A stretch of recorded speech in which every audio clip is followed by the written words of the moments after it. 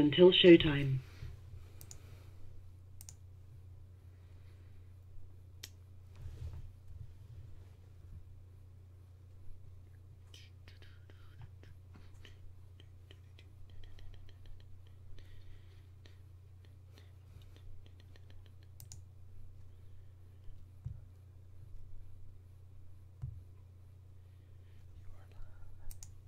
Okay, it's telling me that we're live and we're about ready to go. We have about 30 seconds until showtime as I'm going here now.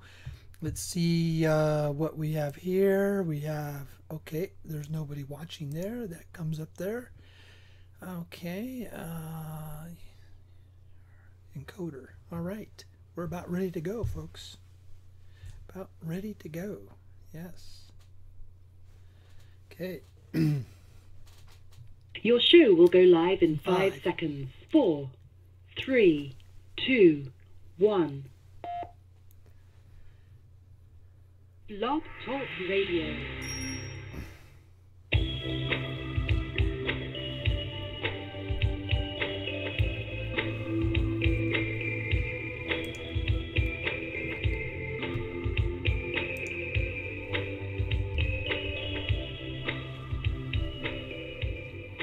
Well, good evening, folks. This is Dave Schmidt. I'm your host here again tonight on the Sedona Connection.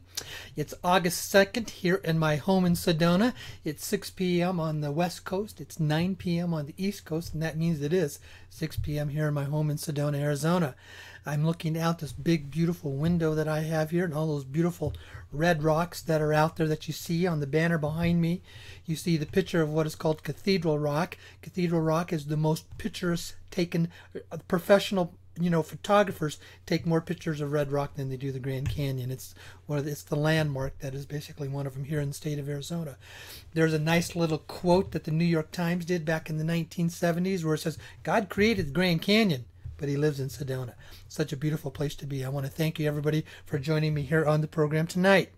First of all, just to let you know, Blanca, my assistant, and who comes on and helps everybody, she's not going to be with us tonight. She has a professional obligation with her business that her and her husband need to take care of, and they basically are going to be occupied. They may be able to come in a little bit later, so when we get into the program time and being able to bring the callers on the program, I'm just going to have to go right straight to you. There won't be any pre-screening for those of you that I get to bring on, but I want to thank everybody again for joining me here again tonight. I want to say a very strong thank you to everybody that was at the workshop that we had in Denver over the weekend. Absolutely wonderful time.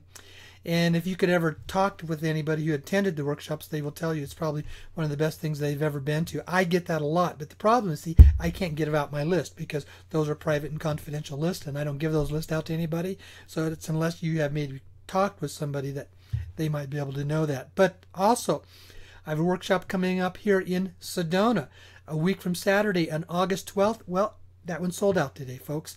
I can take a standby list, but that's all that I can do. I cannot guarantee because I'm limited about how many seats I get to have in the location where we're having this. We're having this at a very, very beautiful hotel. It's the Courtyard Marriott here in Sedona. And man, the location of that, the views are just absolutely outstanding when you're at the hotel there. So, but that's where we have the workshop, and I'm limited to how many chairs I can put in the room, and we reached that total today. So as said, though, I will take a standby list, but I cannot guarantee that you'll be able to get in if you're still interested in the one, a week from this coming Saturday on August 12th.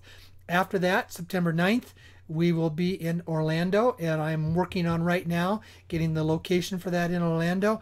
And then after Orlando, 2 weeks after, we're going to be in Amsterdam.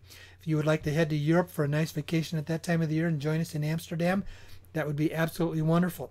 And always, folks, remember, I put out the registration for each of the workshops about 3 weeks prior to the event. I don't keep any list. I don't start any registration until I post that registration for each one of those events. So, what about the program tonight? Well, I'm going to share some things here tonight that I have never shared with on the radio program before. I do share some of this at the workshops. This goes into pretty extensively some of the things that I share there. This is stuff that I basically have been kind of holding back and waiting to be able to talk about it. Kind of ties in with some of the stuff I did last week. I basically went out there and basically told you what myself and all of my sources believe about what's happening out there in the currency exchanges. we were very clear about the fact that we feel the dinar is done. Now, when I say the dinar is done, it means that it does not mean that you cannot go back to a broker and that broker will buy it back from you and you're going to take a loss at it. When I say the dinar is done, as far as the private exchanges, it's done. And all of my sources are saying there is not going to be any public exchanges. Don't ever expect to be able to go into a bank and to be able to exchange these currencies at a higher rate other than what would just be a typical market rate. The reason for that, if the banks choose to participate in these higher rates, and we're talking rates of dinar that are $5 and up per dinar, if the banks choose to participate in that, they're going to end up being subject to a massive class action lawsuit from scores of thousands of employees who have all received official notices from their banks saying they were never going to participate in this. This was never going to happen. And that's why there isn't going to be any 800 number system that the banks are basically going to be participating in either. I don't care if they do it at the bank or if they do it in processing centers. Somebody's got to organize all that stuff. And I don't know where are these, 50, 60, 80, 100,000 employees that are in lockdown at these places that are only being moved by buses, from the processing center to their homes and back. I mean, come on, folks. Enough of that. I don't even need to talk about that. What I'm saying is we do not know anybody anymore who is buying dinar. We are aware of official sources that are the coordinators, i.e. the government people that run and control this thing. They even, about 2 months ago, to all of the unauthorized buyers, put out a cease and desist order that they were to cease and desist buying any more dinar beyond the market rates. Okay. When I say the market rates, it's the rate that, yes, you can go on and you can see it where it is. Now, let me also talk just one more briefly thing about that. Iraq, what is going on in the country of Iraq has absolutely nothing to do with private exchanges. If you think Iraq is going to buy back this currency, this dinar, first of all, you have to remember it's not a publicly traded currency, which means it's not available on the open foreign exchange market. You cannot take dinar into a bank and exchange it for US dollars, which means the only place that this has any value whatsoever is inside the country of Iraq. You get outside the country of Iraq, it's worthless paper unless somebody wants to sell it to you. You look at the brokers, and most of the brokers that are selling it will tell you it's being sold as a collector's item. It is not being sold as a tradable, exchangeable currency. There are private exchanges, but these private exchanges have absolutely nothing to do with what's going on inside the country of Iraq. Some of you are still emailing me and saying, well, why can't Iraq buy this back? What about all that oil money they have? Please, folks, always start with this. Who's your buyer? Who's going to buy it from you? Who's coming up with this money? And if we're now talking hundreds of quadrillions of dollars that would be necessary to buy this dinar back at a rate of $3 to $4 a dinar. Who's going to buy it? Secondly, always do the math. There's only $10 trillion of oil in the ground in Iraq. Where's that money? How is $10 trillion of oil going to pay for over $100 quadrillion dollars it would take to exchange all of this stuff? Even if they bought all of it back at the same rate that they sold it to you, you're still talking over $100 trillion that is necessary to be able to buy all this back. Iraq does not have over $100 trillion just to buy it back at the same rate that you bought it for. Myself and all of us are beginning to see that the vast majority of the dinar out there is appearing to be basically fraud-oriented. Now, that does not mean if you are in what I call the first round and have already turned those currencies in, that would not be good. Because remember, these currencies have nothing to do with what's going on inside the country. It is only a vehicle that is being used to exchange money. That's all that it is. I've covered that very deeply and extensively on past programs. You can go to my website, thesedonaconnection.com. All the past programs are archived there. All my YouTube videos are there on YouTube. But it's the radio programs that you get the full in-depth of the full 2 hours when I do a radio program. Having said that, I know last week I basically did a live streaming on YouTube. But the problem that we ran into last week was that where I was at in Colorado Springs, they had limited bandwidth. So the video just did not come out very well. And I couldn't get the audio to come in from the people that were calling. And so basically what happened was, we had to just basically, I didn't put the video up. So the YouTube live streaming video is not up for last week, but the radio program is available again on the website. All you have to do, go there and you click on it. It takes you to the Blog Talk Radio, and the programs are all archived there. And obviously, I always encourage you to be involved in that. Now, some of you are still also emailing me and asking me questions. Well, how do I get involved in this? What do I need to do? If you have currencies and you want to be involved in what I call a second round. First round, everybody, those are people who have already turned in their currencies, and we are waiting to get paid. And second round will start sometime, probably a couple months after the first round funding is totally done. And you can get on my list for that. Can I absolutely guarantee that that is going to happen? No, I cannot. I have told you, I have 5 different sources of people who want to fund it. But funding is one thing in contrast to the coordinators who will allow the money to flow and come into our country. That I do not have an absolute answer on, but there's very, very high, strong probability the people on my list in round 2 will be paid. If you want to know what to do, you go to my website, thesedonaconnection.com, and it is there. Then what you can do after you've done that, then you click on the Private Humanitarian Exchange link. Click that, fill out the form, it puts you on the list. Okay, it's going to put you on the list for the exchange, and also puts you on the list for my newsletter that I send out each week. So, with that, what about the program that I put out for this week? I said I was going to talk about how the cabal and the money controllers are changing their paradigms about power and control. This is not something that is new for me. This is something that I have known for over 3 years. I've been teaching this stuff in my workshops for about 2 years, but tonight I'm going to come out with it and basically go into more depth and detail about what is going on. And this is not something that I call just hearsay. It's not something that's just about empty talk. It's not about something that comes from either mystical or ethereal sources. All of this is information that comes from what I call very, very tangible sources about what's really going on in this world. We have known that for literally the history of the human race, it's been thousands and thousands of years of what are called these controllers, these elite.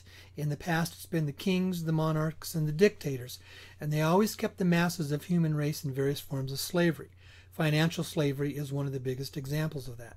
Today, it's not so much the kings, the monarchs, and the dictators as much as it is what we would call the cabal. These people that are extremely wealthy, extremely powerful, and they use their wealth and their power to control basically political events and groups of people and the flow of money within this world. They are the money controllers. They have been in opposition to what has been coming our way with these currency exchanges for some time.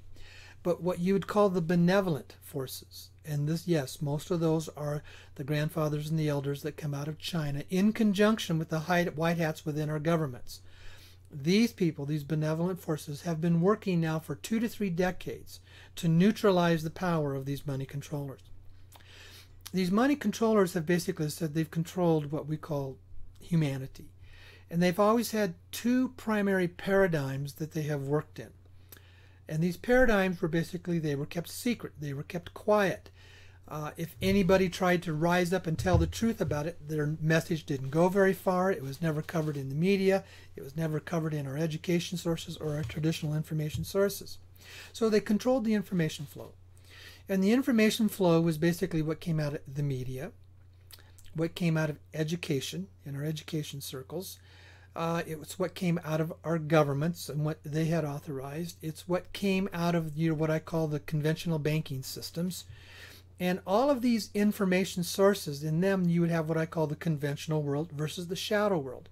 The conventional world is what is being reported to us through the information sources. The shadow world is the world that operates in the shadows. This very quiet, private, controlling sources. And they would control all of the sources of information. And the ones I haven't listed also in the entertainment industry, as well as sometimes what happens even here on the internet. They've always been able to control the information. And by controlling the information, you control what the masses know and understand. There's always an example when very small groups would learn the truth. But again, if you tried to rise up to it, they would use their power to basically shut down that stuff or make these people look like they're stupid and they're crazy and stuff like that, and it wouldn't go very far. Well, the internet changed all that. Because, see, it's through the internet that we're learning how to receive truthful information that is in the shadow world from each other.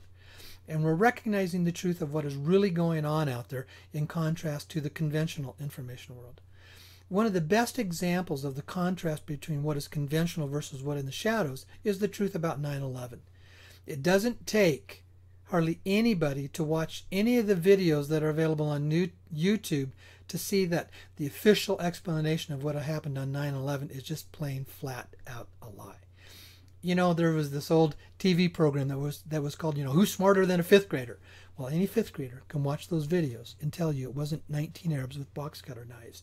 Because if we accept the media definition, if we accept the official definition of the reports, we have to accept the fact that the laws of physics took a vacation on 9/11, and they didn't.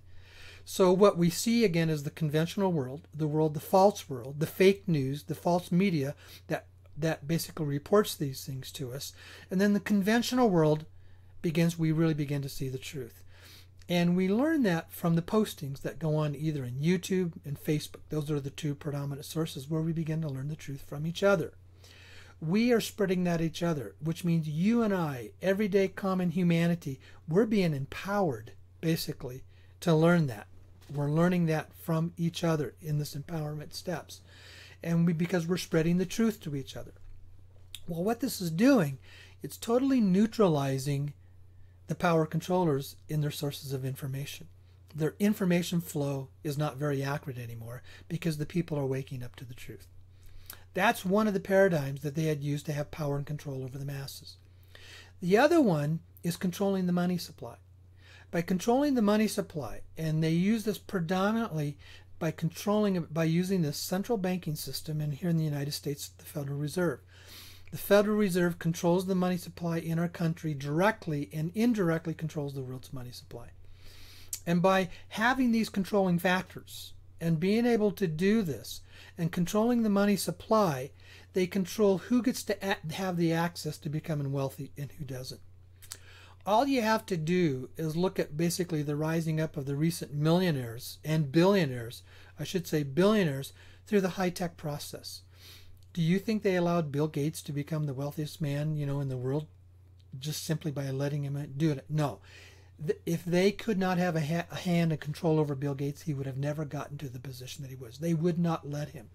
Whether it's Bill Gates, it's Jeff Bezos, whether it's, the folks at Google, whether it's the folks, at Facebook, these people control a lot of the information sources, and they became billionaires, so they basically control them as well. And also the other money sources, anything that is a threat to their power and control, they are going to make sure that they never rise up. You look at some of the most powerful people in the entertainment industry, they don't get to be where they are without basically in some ways selling their soul. I've been able to have firsthand information, contacts from people who know them, and they will tell you that they're controlled. If they don't basically play ball, they squash them and never allow them to rise up to where they are. It's the same thing in politics, folks.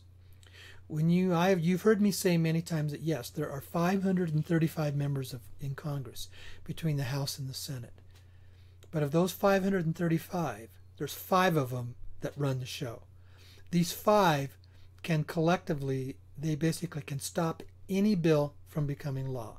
They have the ability to stop anything that comes through them because they are basically the gatekeepers of any bills that get voted on to become law. And if those 5 don't approve, it ain't going nowhere. And you better believe that those 5 are controlled. Those people are never allowed to rise to the position of leadership they are in without having some sort of a control over them. And it all comes back to the money. We know that money controls politics. It's not hard for us to see that. But we're aware of that now because of the power of the internet. We used to have a feeling for it, but we could never grasp it. Now we see it blatantly every single day that is out there.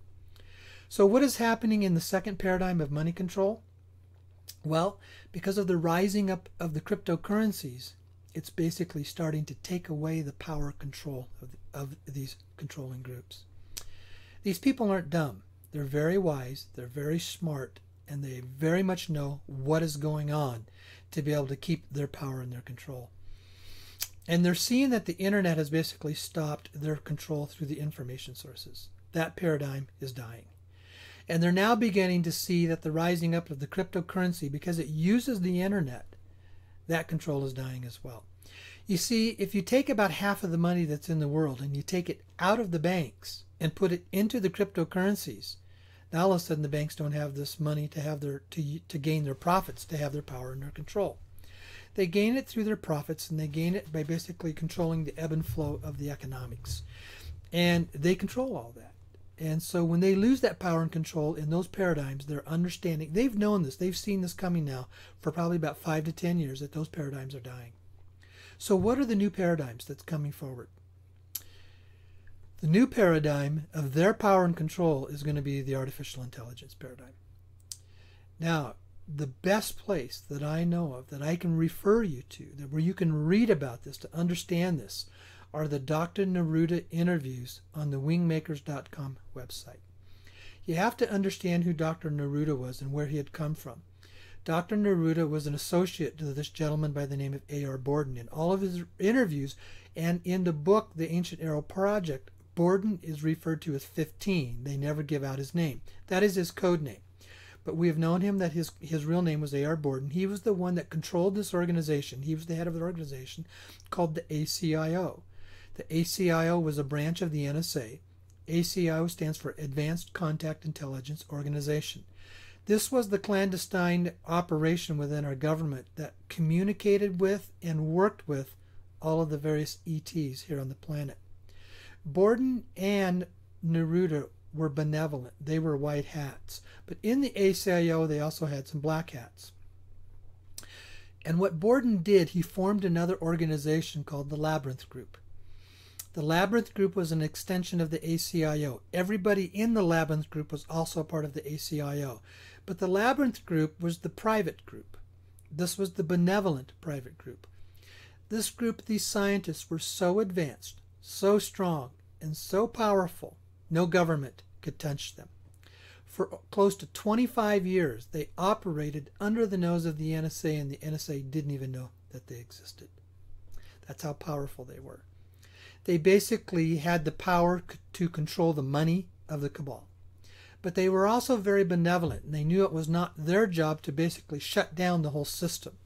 Because if they shut down the whole system, then they would end up being discovered. And the last thing they wanted to do was be discovered, because as soon as they were discovered, they were shut down as well. But they had set up a system where they had some of the best encrypted computer security systems in the world. And so they could, first of all, you'd never be able to find out who they were. You would never be able to trace them. Now, how do they know this? Well, because it comes out in the Wingmakers material in these interviews that Dr. Neruda did. And also, you know that on my program in the past, I've had a gentleman by the name of Michael Lee Hill on my program. I have interviewed him. He has come to a couple of my workshops. I've had him as a guest to a couple of my workshops. And his interview is on my YouTube pages, where you can go and you can see that there. I'm still personal friends with Michael. We still communicate periodically. Michael was tutored by A.R. Borden for the last 5 years of his life. And so some of this is inside information that came about from this whole group. Now, why do I mention these people? Because what I'm going to talk to you tonight about the rise of the artificial intelligence, the best information source of that comes from what A.R. Borden puts out in these interviews, and it's in his 5th interview is where he talks about it. In his 5th interview, he basically discusses and says, as humanity, we are now moving into a new era of the human race, and we are moving into what he calls human 3.0. Version 1.0 was basically the Homo erectus, the caveman. Version 2.0 has been the Homo sapien, us as we are today. And there's been a lot of upgrades over the hundreds of thousands of years of the Homo sapien. And he says, but we're now moving into a new version, and this version is 3.0. And in this new version of 3.0, there are going to basically be 2 subversions of the human 3.0. One of them is going to be what he calls the sovereign integral. Sovereign means you are sovereign, that you are independent, but the integral means that you're integrated and connected with everybody else on this planet. They always talk and come from understand that we are predominantly first and foremost energy beings. We live in a world where everything is comprised of energy. And energy predominantly operates at the quantum level. Now the quantum level is the level below the atoms. That's where the electrons, the neutrons, and etc. It's the energy that takes place as quantum particles. Our bodies, our physical bodies, are quantum energy particles. And they know that and they understand that. So they come from that perspective. So, but to be able to rise up in the highest form of the vibration of that energy, you work into what is called the sovereign integral. Now, I use a different term. I call it what is called heart consciousness. And you come from this consciousness that is within your heart. That is one of the sub-versions of the human 3.0. The other version is going to be artificial intelligence. We are moving into an era, if you are not consciously aware of who you are as a soul being, as a spiritual being, and you are consciously working on developing this heart consciousness, you will find by default humanity will become an artificial intelligence human race. What that means is we will still have our physical bodies, but our whole thought systems will be controlled from an artificial intelligence means. The Labyrinth group is very well of the technology to do that. They understood that more than 30 years ago. 30 years ago, they had the ability to do what was called mind restructuring.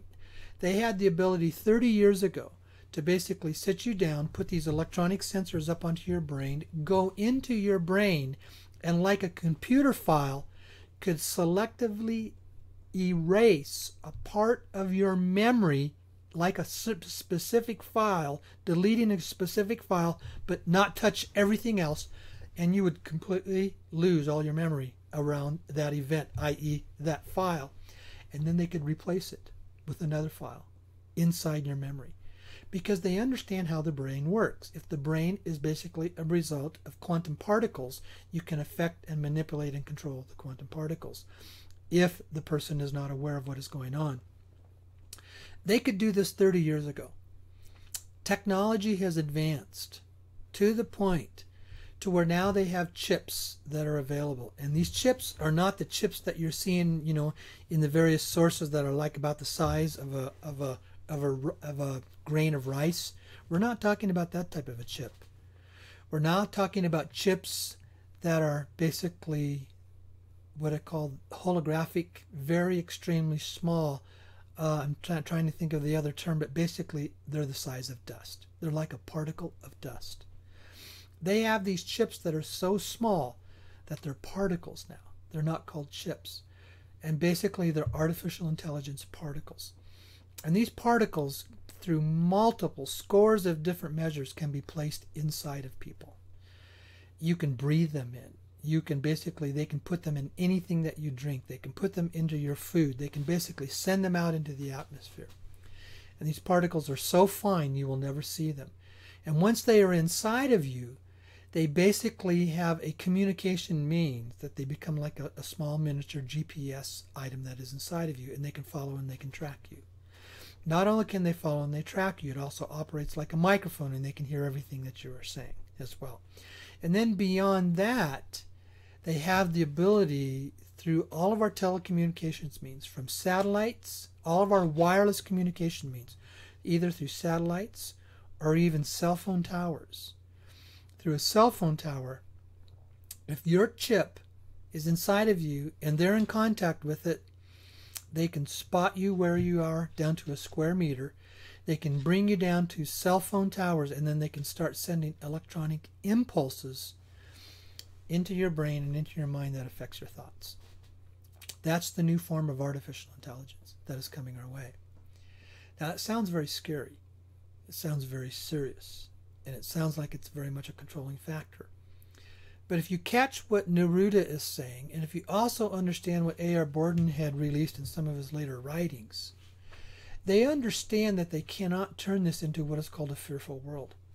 For these controllers, it's not about controlling and keeping us in this absolute slavery position. It's about keeping us under control. so that they control us. Borden and Neruda and other sources are saying as we are moving into this new shift and change that's happening in our world, we will see a shift and change in our planet. We will see a massive improvement in our living conditions. We are going to see most of the pollution taken care of. We are going to see the degradation taken care of. We are going to see the half of the world's population that lives on less than $10 a day moving into middle-class lifestyles. We are going to see the arising of the new types of energy systems that are free energy sources. We will evolve to that. Now, it's not going to happen overnight, but they will allow that to happen over a period of time because, see, all of those systems, yes, right now they're controlled by economic, profit-based companies, but they understand that if they do not allow this new stuff to come forward, that the masses of humanity, people like you and me, will wake up and will demand it and will basically overtake them. So they can keep their absolute control. They'll allow these shifts and changes to take place. They will allow the shift to take place, what makes us look like we as a global community have moved into a utopian society. We will basically, over the next, what I would say, 40 to 80 years, we're going to see the elimination of starvation. We're going to see the elimination of degrading pollution. We're going to see the new energy sources, the free energy sources coming forward. We're going to be able to see all of these things that we think that we want to have. They'll allow it all to come forward. But guess what? They're still controlling the masses through artificial intelligence. And the masses won't even know that. If you are not consciously waking up to it, and you are not making an assertive step to move away from it, it will be the default system of the human race. The people at the very top, it's about power and control. It's not about money. They don't need money. They have all the money. They have trillions of dollars. So it's not about money for them. You see, the old paradigms were controlling through information that they're losing because of the internet. The old paradigm, but it's still there a lot right now. It's controlling through controlling money, but they're understanding they're starting to lose that as well. So they're going to be moving into the new paradigm of control. And the new paradigm of control is going to be the artificial intelligence control system. Now, having said that, what is it that we can do to keep ourselves free from it? It's what I call heart consciousness. It's not a technology that you can just take and turn it on and use this technology and boom, you've allowed yourself to be totally free from it. Because see, it takes place at the quantum level in your mind. And so you therefore have to deal with it through a mind thought process at the quantum level to be able to overcome it. When we have mind control systems, what this does, it creates our memories. And memories basically are lodged inside of us, and it's lodged inside of our DNA. When they did the mapping and the genoming of the DNA, they basically only did about 3% of it. And what was the other 97%? What did they call it? Junk DNA. It's not really junk, folks. What it is, it's the largest massive hard drive, like a computer hard drive, that exists in the universe. And it's inside the human DNA. The human DNA acts as this memory system, like a hard drive on a computer, that lodges all of your memories. Every memory, every impact, every emotional response of every lifetime you have ever lived happens inside your DNA. It's inside of you there. Then why is it, if it's all there, why is it that we can't remember it? Well, it's the difference between the conscious mind, the subconscious mind, and the unconscious mind.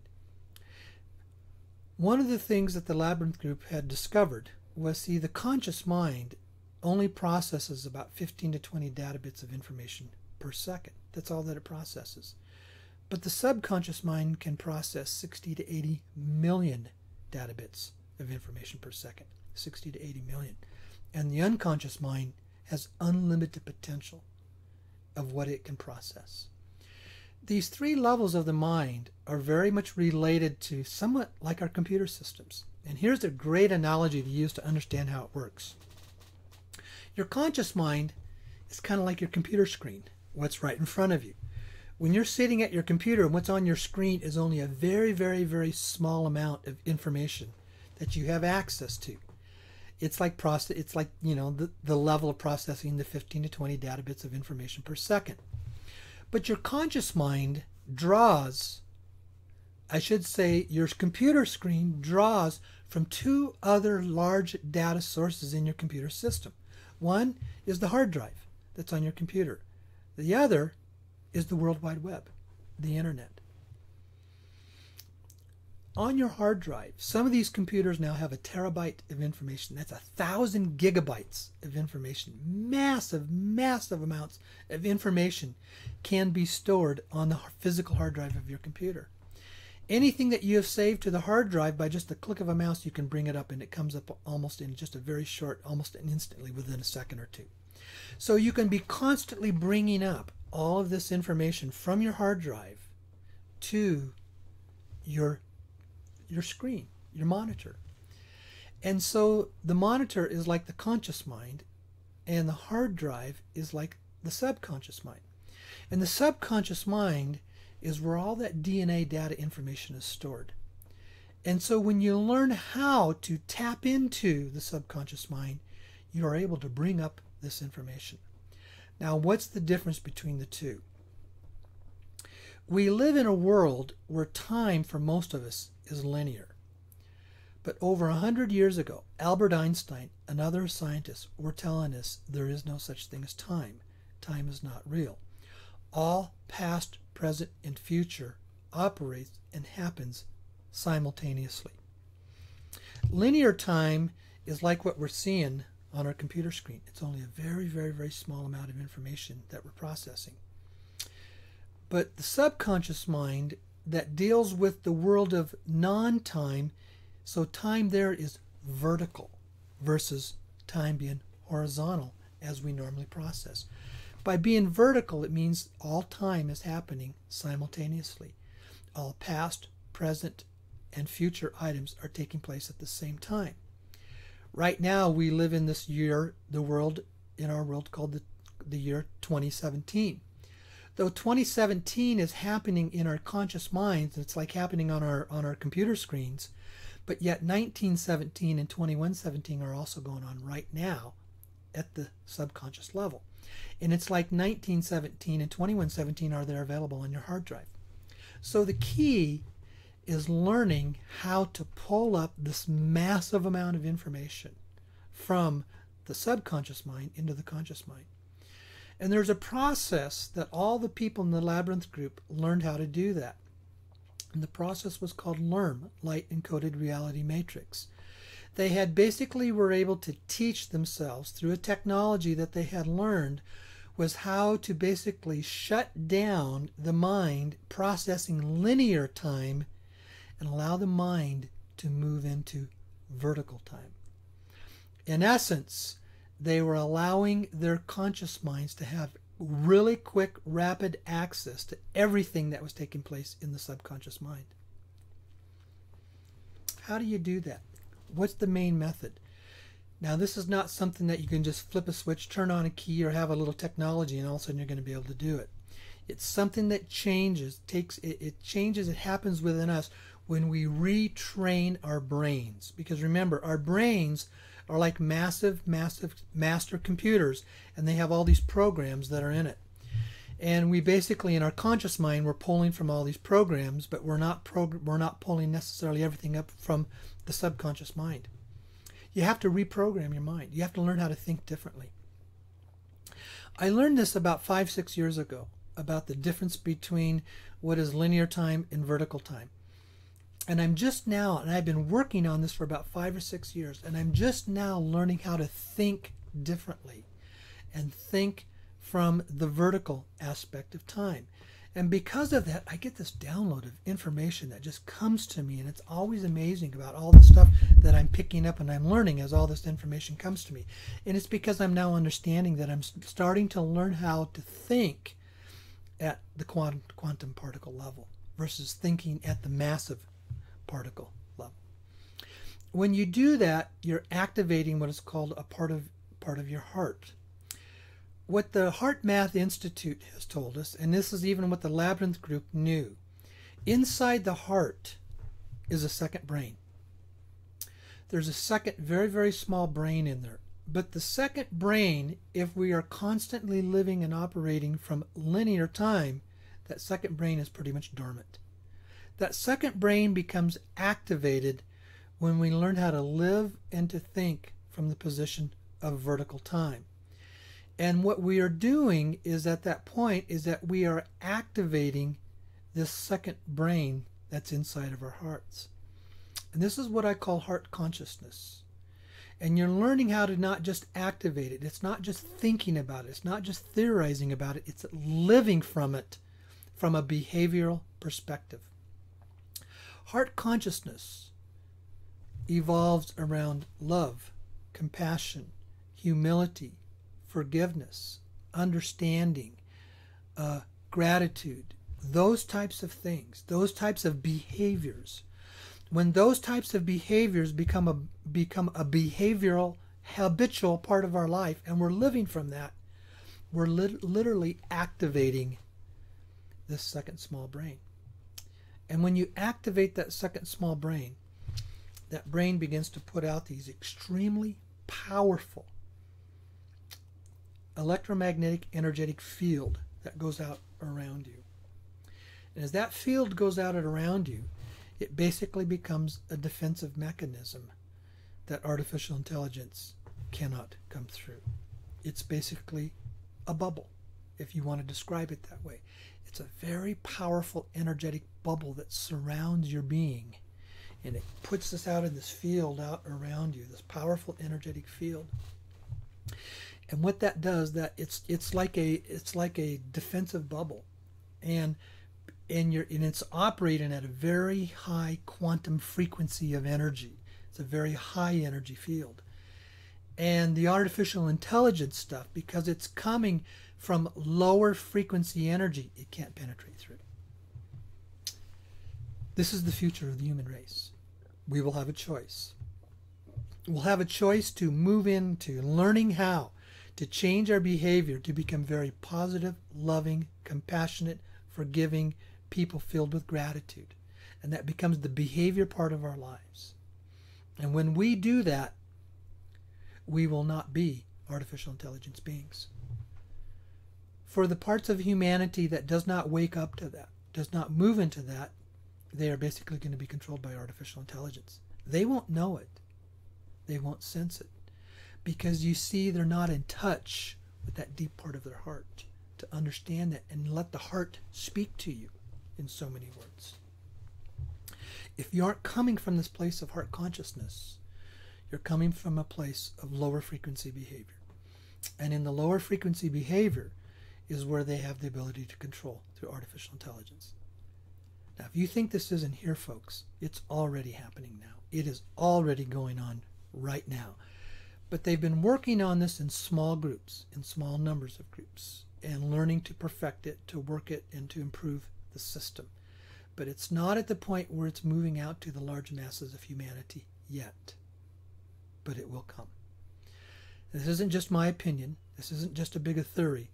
This is based on the reports, hard, physical, tangible reports that come from the most powerful and brightest scientists in this world. And it comes from multiple sources. Most of you already know this is going on. A lot of you have already sent me emails just since I put out the video last night, the fact that I would be talking about this.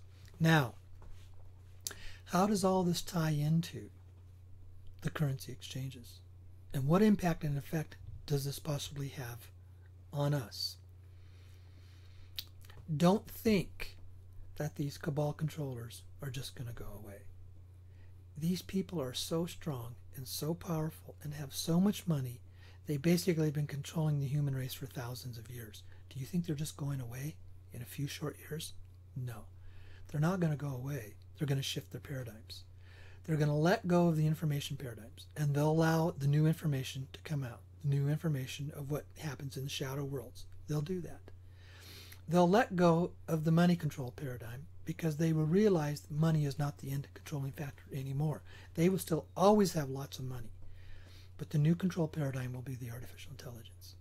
Because for see them, it's not about money. It's about power and control. It's about staying at the top of the food chain. It's about staying at the top of the safety chain, the security chain. And they use their money and their influence to do that. So believe the fact that when this money is released, and there's going to be tens of thousands of people that are going to become multimillionaires, some of them are going to have over $100 million. There's going to be some that are going to become billionaires. Don't think that they're just going to walk away and let all of it happen. They'll let it happen. But here's what's interesting. When this happens, you get to know that they will start targeting the people that are not consciously living. And when they target these people, those are the ones that are going to find themselves subject to the artificial intelligence control. You better believe they'll go after the people that get all this money, because they know that the people who have this money are now in a position to become more powerful, to become more influential, and they will want to control those sub-controllers with all that money. I wish I didn't have to say that. I'm not here to create fear, but I do live in a very real, intangible world of knowing what this world is like and how it operates and what really goes on out there. You have a choice. I have a choice. And the choice we have is learning how to develop the heart consciousness. If you develop the heart consciousness, you have nothing to worry about, nothing to be fearful of, because you've risen above anything of fear that is going on. And it's extremely important that you get in touch with the emotions and the feelings of fear, because fear is very, very low in its vibration.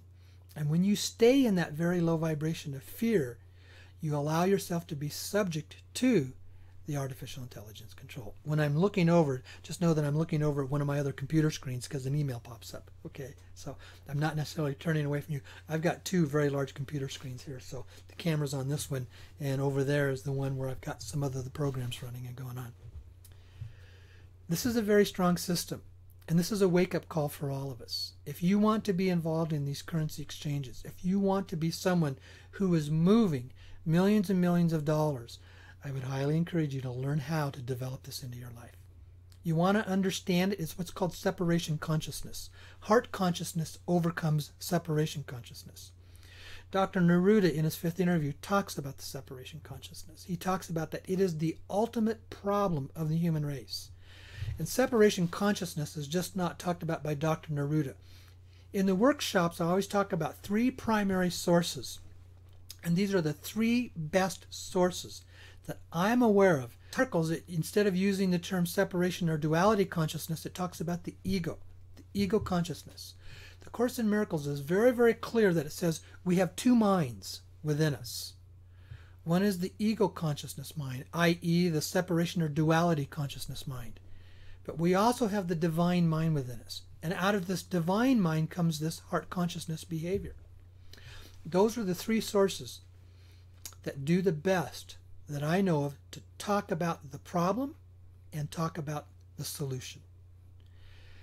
That is why I always refer to them, and that is what I look at, because at the end of the day, I'm going to do the best that I can to get to the very root of everything. When I talk about the money, you know, I always say follow the money, follow the money, follow the money, i.e. who's going to pay you. Number 2, do the math if you want to figure out how much currency and how much is going to get out there, because I'm talking about the foundational aspect. When it talks about a consciousness or a thought system or a thought process that we all go through, we have this separation consciousness in contrast to the heart consciousness. We have duality consciousness in contrast to the ego consciousness. They're just different terms, but those are the 2 different sides of what is there. Those 3 sources, the Neruda interview, Gary Bernard's 3 books, and A Course in Miracles, are the best ones that I know that will teach you how to think through it and how to develop it and how to bring it out into your life.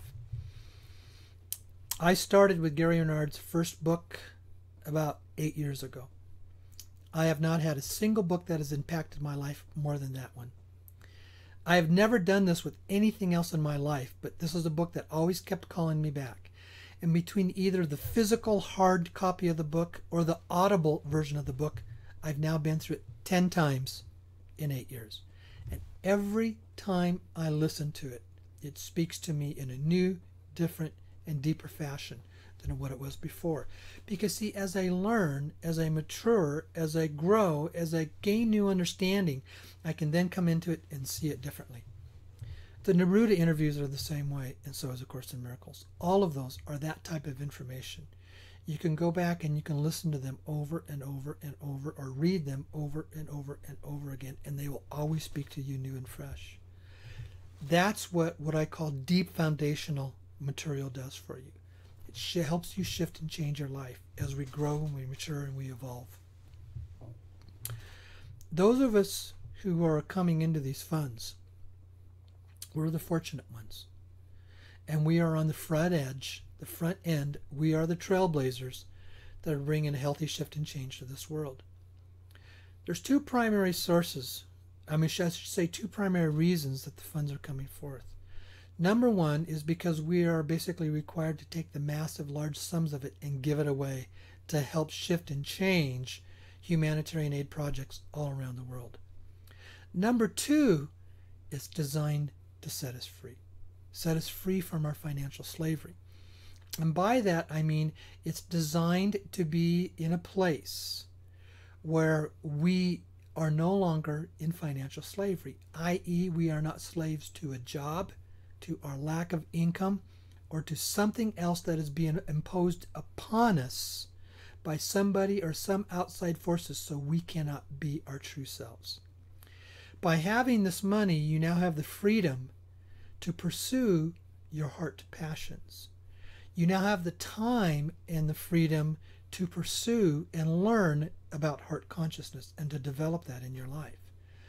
That is the most important thing that you can do, is to take that. And first of all, always make sure that you have the money to pursue your heart passions and the heart consciousness. That's the real reason behind this money. That's the real reason why there's thousands of us that are being able to move into it. When you receive these funds, you'll have a choice. You'll have a choice to move forward in your life, move forward in a healthy growth and development, or you'll have a choice to retreat and become selfish and egotistical and think that you're now a part of the elite 1% of the world. You can do that. You can move into the elite 1%. But believe me, you do that, expect to find yourself to be in a part of the artificial intelligence world. If you move into the heart consciousness, expect yourself to be a part of the sovereign integral world, a part of that. And then money becomes nothing more than a tool. I have shared with you, for those of you that are going to be involved in this second round with me and allow your currencies to come forward and to move it out there. I do not know the full details of this yet, but as of now, you will be able to be involved in what are called these off-market trading platforms, which means is the money will never stop. You will never run out. If you are willing to take a good portion of this as a principal and put it into this trading platform, you will find your money doubling every 4 to 6 months. Any person with wise prudence would do that, which means you will always have the ability to have the freedom. It doesn't mean you have to quit your jobs, only if you want to. If your job is a part of your heart passion, if it's what facilitates the heart consciousness, if it's what comes from that deep passion of your heart, then obviously you'd want to stay in your job, because it is what is allowing you to work out your heart consciousness behavior. You can't just take the money, quit your job, and think that you can just retreat into some neat little place and just go away and think that the world's going to be okay. It has to be an active, pursuing, moving expansion. Heart consciousness energy that comes from that small brain within your heart, that powerful electromagnetic field. It's expansive. It's not about retreating. It's not about, I've got my money, forget the rest of the world, I'm just going to go back and just do it for me. No, you have to be in an expansive place to allow that consciousness energy to come forward. We have a responsibility with these funds. But the responsibility is first and foremost a self-responsibility. It's you choosing how you're going to work with it, what you're going to do with it, and how you're going to make it available, and how you're going to allow yourself to be expansive versus in a retreat fashion. And by being expansive, that's when the money won't stop. And I'm pretty serious about that. If I see that you've taken your money and you've retreated, I'm sorry, I will not allow you to participate in the off-market trading platforms. If I see that you're taking your money and you're being expansive with it, then it will expand and it will continue to come to you and it will continue to flow. Because see, at the end of the day, it's not about the money. The money is just a tool. It's just an instrument to be able to help us create a shift and change to this new world that we're moving into and bring about the world of the sovereign integrals. It's a tool to help us do that. That's the end responsibility. That is what we have at the end of the day. That is what we have to be working and moving toward. And that's the purpose of this money coming forward. And expect the fact, know that the controllers out there, they'll know who you are. They already know who I am. What I haven't shared, I have shared this a couple of times, but it was about a little over a year, about a year ago, a little over a year, a month or 2 months ago, that I was in a workshop and I actually experienced them trying to do mind control upon me. I was about 4 o'clock in the afternoon. At this point in time, I'm going through all my PowerPoints and I'm reading these PowerPoints, and all of a sudden I begin to realize I couldn't speak my words. And I struggled, and I had to really work at speaking the words that I was reading on my PowerPoint slides. And after about 3 to 4 minutes, then all of a sudden I began to realize I couldn't read it. I couldn't understand and know what was going on there. And that's when I stopped and I reached out to the audience and says, I need your help. Something is happening here. Something is going on. There's something that's going on that I can't read my words. I can't pronounce my words. And it's like there's something going on and trying to control me. After myself and some of my friends, we did our work, we basically found out that yes, it was basically a form of what we call that cabal mind control system. And they were sending boom, boom, kind of electronic stimulus impulses toward me coming down through cell phone towers. I did fine because the next day I retreated into my heart consciousness. And so it didn't have any impact upon me. It was just momentary. But it was a great experience. And I remember praying and asking the Holy Spirit, why did this happen to me? Where did this come from? And the answer that came was so clear. It says, you were allowed to experience this so you can clearly understand it and be able to share it and teach it to others. It says, don't worry about it. As long as you are not in any position of fear, and as long as you are staying in what you call your integrity bubble, your integrity window, you are always fine. You are always safe. You're always in a good position. Because you see, at the end of the day, it's about the quantum particles that our minds produce that influences all of these events around us. It's our thinking, it's our thoughts that puts into motion whatever it is that we want to transpire or happen.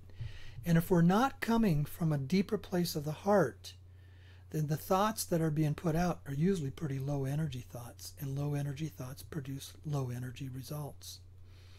It's back to separation. You see, higher consciousness energy, everything is connected. Everything in the world is connected. At the energetic level, everything is connected. When we move into separation, we're separating the connection. We're moving out of the connection. Some of the things that are very evident in separation or duality consciousness is it's extremely important that you don't judge. It's extremely important that you don't go into extreme criticism.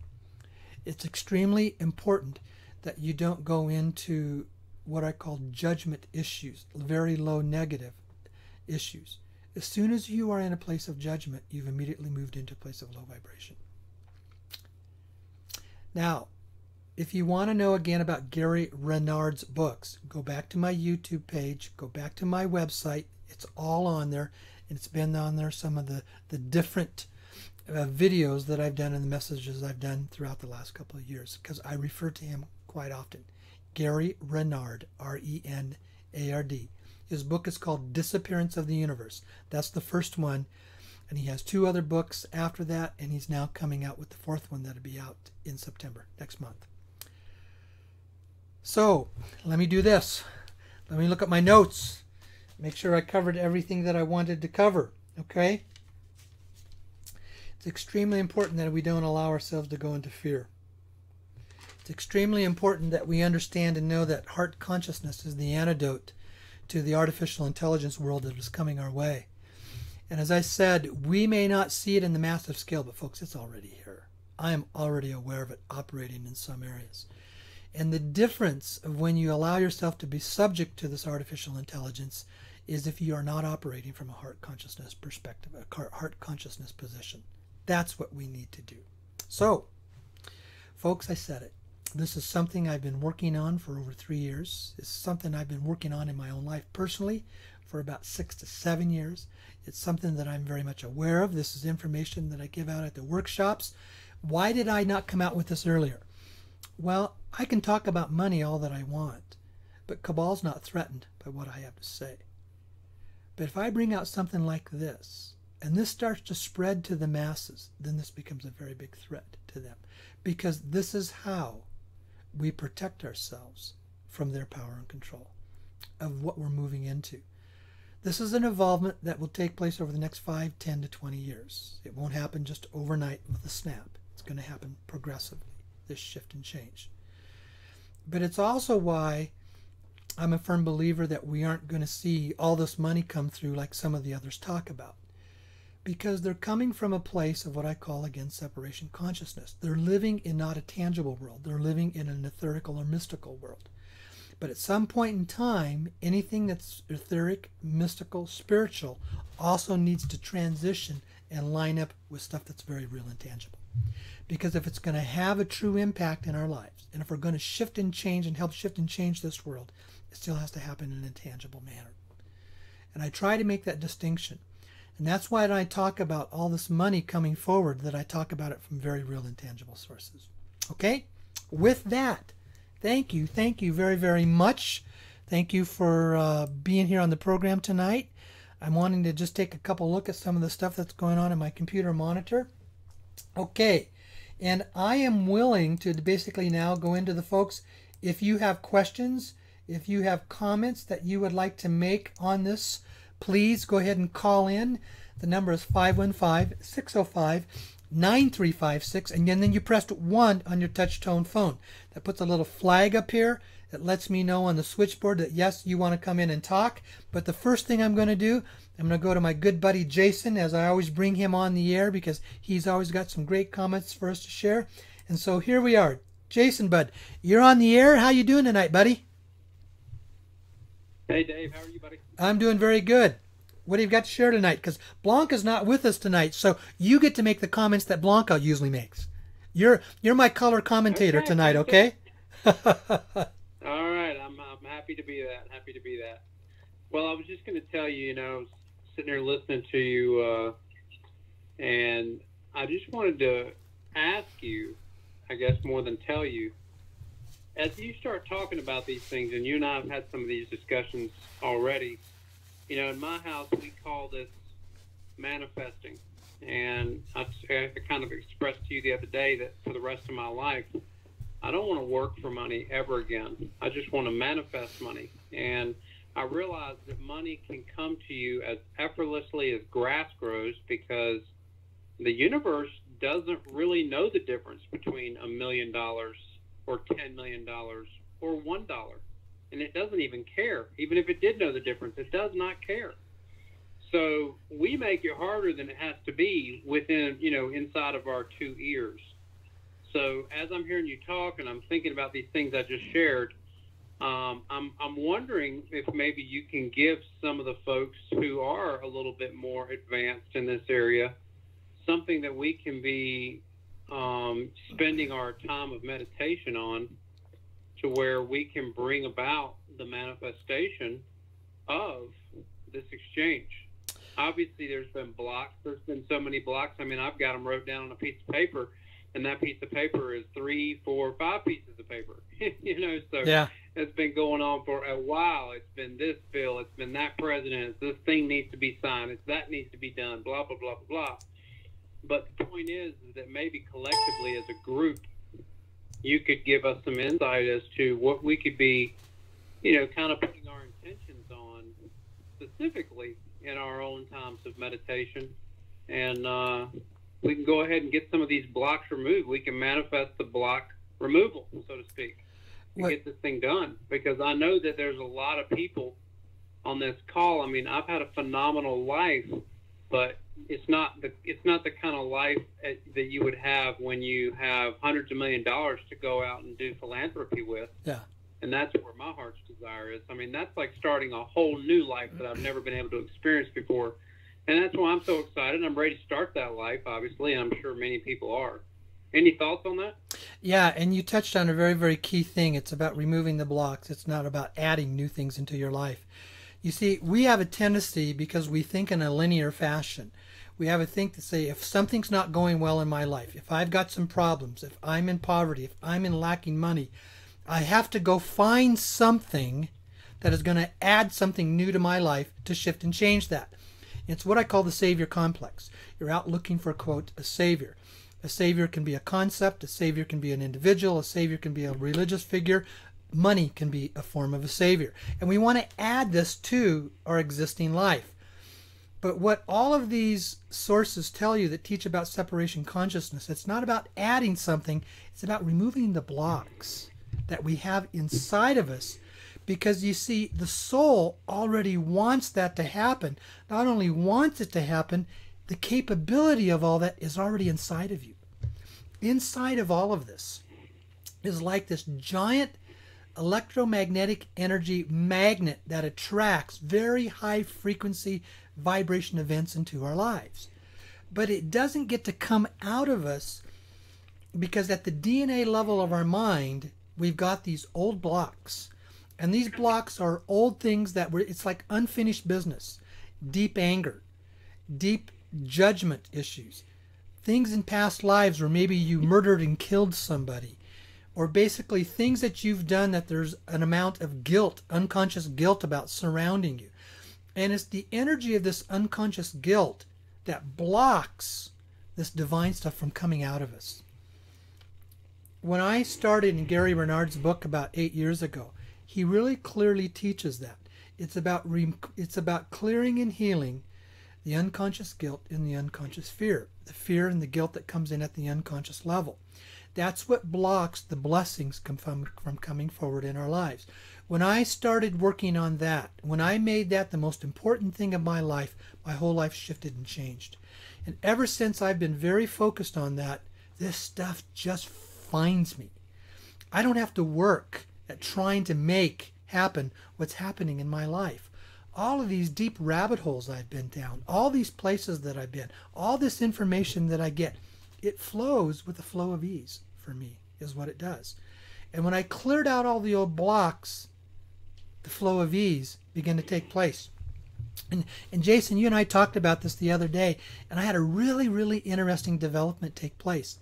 All of a sudden I realized the vast majority of all the things in my life was coming with the flow of ease, except one, and that was being in relationship with an absolutely wonderful woman. I realized I struggled at that. It didn't come with the flow of ease. There was conflict, there was drama, there was stuff going on, and that's when all of a sudden I realized, wait a minute, why is everything else happening in my life happening at a flow of ease, but that is not? And I realized I had some unfinished blocks to clear out and to heal from past issues around relationships with women. And so I did that. I totally let go of pursuing anything. Because folks, I've been single now for 16 years. I went through a divorce after 23 years of marriage. I thought I'd end up being married again within a couple of years. 16 years later, I'm not, And it's something to having this, what I call this passionate, relationship that the vast majority of all of us, we want that. When that was not happening in my life, I stopped. And I says, wait a minute. Let me go back and use the same principles that's happening for everything else. So I quit looking. And I just let it be. And I went back in and I started focusing and I started praying. I says, what is the stuff in my life that I basically need to clean up? Where are the blocks about relationships that I need to clear out? And I started working on that for the last 4 to 6 months. And then all of a sudden, it was about 2 months ago, this one lady that I've known for over 2 years, we just connected. And everything, it's just so interesting for us right now. It's almost like we've lived a number of past lives together and we just stepped in and we already knew each other. There was no struggle, there was no strife, there was no trying to make it happen, there was no going through the season of becoming acquainted with each other. It was like, where you been? You showed up again, and that's what it feels like for both of us. And these are the partnerships that come into our lives that as we then work with each other at developing our heart consciousness, because you always do that much better in partnership than you do by yourself. So I'm learning how to live this and how to bring this out. And so the key is clearing out the blocks. And that's very clear. That's a very clear part of the teaching of Gary Renard's books and A Course in Miracles. And you touched on that. If we want this stuff to flow, learn how to heal all the old stuff within you, all the old unfinished business, all the old DNA memories that were not very clear. And you don't have to go back and do each one because most of them, they're all connected. It's like if you clear one area out, it's going to be connected to multiple things of many past lives that just releases it and allows it to come out. So that's my comments and what you had to say. Wow. And you and I, we talked about that. Awesome. We talked about the other day, and you said the same thing happened in your life as well. Absolutely. Yeah. Absolutely. I mean, I wasn't single for 16 years, but I was single for 7, and it was definitely a time of healing and a time of reflecting. And you know what? I didn't share this with you the other day, but I've kind of always been. I got into the Amway business when I was really young. I was 19 years old, and for the first time in my life, I had all these men that were doing things in my life, and they earned my respect. And no one had ever done that before. And I never really became a huge success in the Amway business, but I was in it for, I guess, a good 8 or 9 years. And during that time frame, man, did I grow as a person. I mean, I got on this book and tape system, and I was reading books, sometimes hour, 2 hours a day I was reading. And, when I would read these books, I never sat there and thought to myself, oh, Joe, my buddy Joe, he needs to read this. Or, oh, my friend over here, Gary, he needs to read this. I actually sat there, and as I read those things, I thought, wow, look how this could change my life if I implement that. And so I just went through this huge time of growth for a good, strong 10, 12 years. Yeah. But I'll tell you something. It doesn't even pale in significance to the amount of growing that I did when all of a sudden you're out of this marriage that you thought, most people that get married, they think they're going to be married forever. That's probably their plan. They don't really want to go through a divorce. And everybody I know that's been through one, that was kind of their heart's desire. And so, all of a sudden you start doing this checkup from the neck up. And, man, I'll tell you something. I went through some serious growth for about 6, 7 years. And I welcome that kind of stuff. I mean, I'm not at all. I'm ready for it. I'm always looking for the growth pattern within myself because, you have to be the change you want to see in the world. Yeah. And part of being the change is you have to always be growing and changing. Yeah. And so, man, I'm so excited, not just tonight, but on a couple of other calls, just to hear that this part of your life is coming together. Because you know what? I think I have true love in my life, absolutely 100% true love, and I wish that on every man and every woman. So I'm so excited to hear about this for you. Yeah. Yeah, it's the whole issue. It's like to have true growth, you have to recognize that you want to change. You have to want to change. If you don't want to change, you really won't grow. You won't rise into consciousness. And if you don't want to change, then I think you could probably expect that you're going to be one of those in the future that's going to be controlled by artificial intelligence, because it's the wanting to change that raises your consciousness and makes you look. And the thing is, then you don't become fearful of the change. You become hopeful about the change. You anticipate the change, and you experience the change and the growth. And when you start experiencing that change and growth, it's just like it motivates you to say, wow, this really works. And you want to do more, because that's the quest at the soul level that we all want down inside is to have that really deep, loving quest of growth happening within us to where we become what I call heart consciousness beings. At the end of the day, that's what we all want. If we're not there, it's usually because we're operating at it. What the Course in Miracles says, you're coming from a place of fear and guilt. Now, fear and guilt both have 100 faces, so it can have a lot of different looks on it. But Course in Miracles teaches those are your two basic problems, fear and unconscious guilt. And when you step into those and release those, it releases you into a new sense of basically growth and development. And it's really healthy, and you love it, and you anticipate it, and you get hungry for it, and you want to continue doing it. So, okay? What else you got to share? Let me share one more thing, Sure. Dave. And I'm going to do this just for I know there's just hundreds and hundreds of your listeners that have gotten enveloped in the cryptos over the last few months, and I think that if we can tie these two topics in together. Yeah. I was sharing this with you the other night, that my wife, as her and I do our meditation time, we typically, do this in the middle of the day, when it's nice and quiet, and we can know we're not going to be interrupted. But she shared a visual picture with me because her and I used to take this walk around a lake where we used to live, and we would sit there and talk about, we would literally do these visual images of us checking our accounts and seeing how our accounts are growing. And then as they would grow, we would then say, okay, so that one went up by this much. What are we going to do with that? Who are we going to give this to? What foundation are we going to do?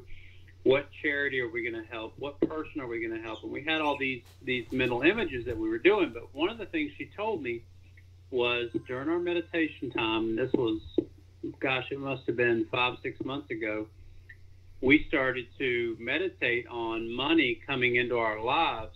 Again, like I said, in a way of manifestation, as effortless as grass growing. And we started to see it come in, and her actual words were, I can see the money flowing into us on the ether, just coming in on ether. And, as we all know, for those of us that studied this a little bit, the ether's all around us. A lot of people used to think it's just in outer space, but it's not. It's what causes a cell phone to work. It's what causes me to pick up on your thoughts from across the planet or whatever. And all of a sudden I call you and you go, I was just thinking about you. It's because of the ether connects us. I mean, you're the biggest sending and receiving tower there is, and so am I. And so if we're conscious to it, then we can communicate that way. And so everything runs on the ether. So she said, I can just visually image and see this money coming on the ether. Well, so, we started actually meditating on that day after day after day after day. And then it wasn't long. All of a sudden now we're introduced to cryptos, and all of a sudden we put in this really big burst of energy. And I transferred tens of thousands of my own fiat dollars into cryptos and began to put those on different trades. And all of a sudden you find out now that most of the entire crypto world runs on Ethereum, which everybody for short for Ethereum is Ether. Yeah. And so now in our own lives, we're actually seeing, in fact, just right before this call, I pulled up one of our trades that I got us involved in. I guess it's been maybe 30 days ago. And we put just a little over $4,000 in this one particular trade, just to give people an example. And this particular one does run on Ether. And now that one's worth $12,000 today. And it looks like by tomorrow, probably about $20,000 at the rate that it's going. Wow. And so this is just one example of many, many, many. But all of a sudden we have all these dollars flowing into our life, not millions yet, but certainly approaching hundreds of thousands. Huh. And, it's happening through the ether. Yeah. And it's just phenomenal. So, I think the two can marry together with what you're talking about tonight, and it'll give some people some examples from a, perspective of the cryptos. Because I think you're absolutely on it and have been on it for a number of months when you said from the very beginning, if people will think about and get involved in this market to where they're ready when their money comes in, they can transfer 25 to 50% of their money into this market, and it would be a big step toward getting rid of the entire system of centralization. Yeah. And I'm so passionate about that. I know from a labeling perspective, lots of libertarians, that's kind of their thought process. They're kind of violently opposed to the centralization in anything. And I don't put a label on myself, but boy, am I opposed to that. I mean, I just really want self-freedoms. I want people to be free. I want them to be able to own their own data, own their own information, and not have their entire lives invaded. And so this crypto space, and you kind of nailed it from the very beginning, and that is we got to get our money in it when it comes in and be a part of the cause. Yes. So I'm really excited about that. And I think it's important for people to understand you don't have to put it in for an investment. You can actually put it into what is called a U.S. dollar wallet. But the thing is, it's not sitting in a central, Federal Reserve controlled banking system. It's now sitting in a what is called a crypto system of finances, and which basically means that it's everyday moms and pops like you and me that are empowering this system. And you can get involved in these crypto systems, and you can basically anything that you can do with a bank account except write a physical check, you can do in these accounts. They now have what is called a BitPay Visa debit card that's based on your Bitcoin account. I had a guy at the workshop in Denver over the weekend. He had one. He had a BitPay card, and I've got another friend who's had one as well. I ordered mine and it hasn't come through. I got to go back and check it out. But it's basically a Visa card that can be used as a debit card anywhere in the world that Visa can be used, but it's based on your Bitcoin account instead of your fiat U.S. dollar account. So, but there's ways for you to do that and do it in a very safe manner if you don't want to be on the investment side. You can do it just on a banking side, or you can do it on the investment side. You can do both, whatever you want to do. But it's really important that you learn how to educate yourselves in the system. So, yeah. And Jason, you're the one who's helping folks to do that. So, yeah. I was just going to tell you, there are more and more of those coming out every single month. And also they've now, I'm not sure 100% of the progress to this point, but I know that I'm personally invested in it, is the very first blockchain decentralized bank. I believe the name of it was Polybius. And I didn't do a big investment. It was kind of a small investment, but it was just one of those things. I believe in it. Yeah. I mean, I believe in decentralized banking. So I think you're just going to see, I think people are actually going to look back, Dave, and they're going to go, wow, look, we were involved in this in 2017, because even as much as I'm involved in it now, everybody I meet, you mention Bitcoin to them and they go, what? I mean, they have no clue. I mean, nobody knows about this. So we're in a very, very special place. And that, to me, is just, wow. I mean, I don't know how many times in your life you've been in that kind of special place. A lot of times in my life, I tend to come in the middle, or I might have come in toward the end, and I made the best of it and was able to reap whatever reward I could from it. But, man, to be in this spot, knowing about this right now, I'm taking it very, very seriously, understanding that, and I'll just say this to your listeners, you've got about 3 years to really get yourself educated, get you a fair position of your net worth into the crypto space, and then you need to strap on a seatbelt around 2020, and there's going to be an explosion that you think that there's been an explosion. Now you're going to look back at that one and throw rocks at it. So 2020, mark that in your calendars. Okay. I had you go to some more callers. Yeah, I do, but just one quick question. I had a guy text me. I know that I've been, referring people to you because you basically are putting out a kind of a teaching newsletter around the cryptocurrencies. And we're not giving out your personal email, but if anybody wants to be on your list, they send me an email, then I forward it on to you. Well, I have had one guy send me a text tonight. It says, for those that came into your list later, were you basically going to send them out the first newsletter? Because some of them says they haven't gotten the first one yet. So just be aware of that, and in all what you're doing there, so that there are some people that are still looking for your first one that are on your list. So, okay. Yeah, and I'll just go ahead and speak to that now, Dave. Yeah. There's probably about 120 folks, and that this person may be one of them, that are sitting on a list right now that I just finished building today. Okay. That's from basically what you've been sending me since last week. Yeah. And no, everybody doesn't need to know this, but in my personal life, we've just had a really big move. It's taken us about 16, 17 days to move, and we just finished that yesterday. So we're going to be getting caught up. Yeah. Well, I know is that yes, they will be getting the first newsletter for sure. Over the last 4 or 5 weeks, I've probably sent you close to 1,000 names. So I know you've got a big list that you've built there. So, and it continues to grow. And yeah. and yet you still have an everyday life to take care of, and you've gone through this move, and so you're still playing catch up. So, but that's a good explanation. Okay, anything else then before I go on to the callers? No, man, get on to some other callers. Okay. Always good chatting with you, Dave. Alrighty, thanks, Jason. Okay, all right. Okay, bye-bye. Okay, now, oh, my mouse froze up. And my computer screen froze up. So hold on here just a second, folks. There we are. Now we're back to normal. Okay, I didn't have Blanca to go through tonight to basically, do the, the what is called, the clearing of the callers. So I'm just going to go straight down the list of anybody who basically, sent that, yeah, you pressed 1 on your touch-tone phone. So the first one I'm going to is a gentleman from area code 650. You're on the air here with Dave. What can I help you with tonight?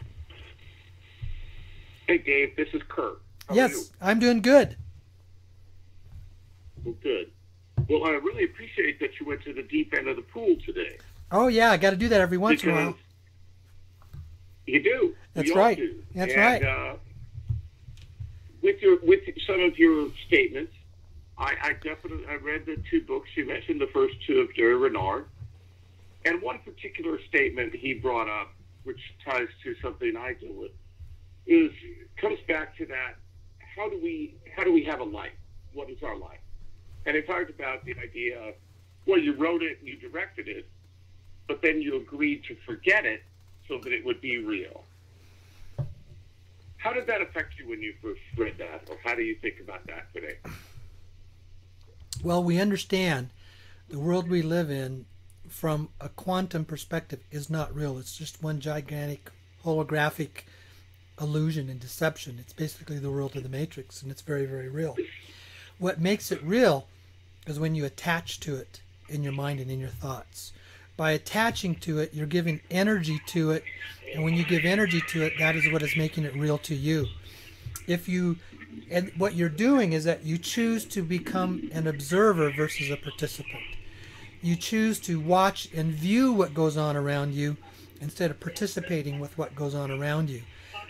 One of the best examples that I use is chemtrails. I know people get up about that hot and hard and say it's destroying the world. But I'm one of those that they don't exist to me. Now, I can look up the sky and see them periodically. I don't give them a thought. I don't put any energy into them. And as far as I know, in my world, they're not real. They do not exist. And that's an illustration that I used. And you see, and it's about letting go of the attachment. Because it's the attachment and the mental energy you give to it that makes it real. That way we can still exist in this world of form that is out there, but we don't let the world of form control our lives. We become the masters of controlling what's going on in our lives. Does that make sense? It does. Yeah. And I guess the thing that I knew before, but in reading the books, the one thing that comes through is there is an eternal part of us that has created that choice to jump into this illusion to be part of creation. Yeah. And to recognize that, by the way, this is not the first time we've chose to jump in that illusion. And I think one of the strongest things people need to examine is this single life paradigm. This idea that this is the one opportunity to interact with this matrix, to interact with this illusion, versus looking at it as we jumped into a unique moment where our consciousness can actually achieve or grow in creation by being here. Yeah. So good. Okay. Any questions? So I ask you, I love the thing you were talking to in terms of, what he said, which was manifesting, the thoughts. Have you thought to do something to help people to create their own? I know you've done abundance before, but how people can remove their own blocks from what they're experiencing with this within their own illusion, this currency, not revaluation, but just the abundance, bringing the abundance, just like Michael did. Well, A Course in Miracles and Gary Renard's books talk about the forgiveness process. It's the forgiveness process that undoes all the old stuff that allows the new stuff to come forward. and it's described very, very well in Gary Renard's books. I will down the road. I'll talk about what the Labyrinth group in Dr. Neruda's terms of what he called the LERM process, light encoded reality matrix, about how you bring stuff into your life that you don't have physically. You bring it from the non-physical into the physical, and how they all knew how to do that in almost an instant moment. All of them that were members of the Labyrinth group had understood the mind's relationship to quantum particles, and they had a technology that allowed them to develop how they could make anything instantly appear right in front of them, out of nowhere. They could bring things from vertical time of the non-physical world into linear time of the physical world just by thinking about it in the thought process. And you get the illustrations of that in Neruda's interview when he's dealing that with the lady by the name of Sarah that's interviewing him. He made stuff immediately, instantly appear right in front of him. And he can make it appear or disappear at will. See, those people, money was never an issue. They didn't need money. That's why they were so powerful and no government could touch them. Can you imagine having a group of 118 people that could instantly manifest anything physically anytime they wanted to in a moment's notice? How powerful are those people? Pretty powerful. But they were all benevolent. Well, they were all benevolent white hats. See. Because that's where we're all from. Yeah. Because in wherever we come from. Right. That's what you can do. Yeah, see, but they've now seen through the illusion here to allow them to do it here. Yes.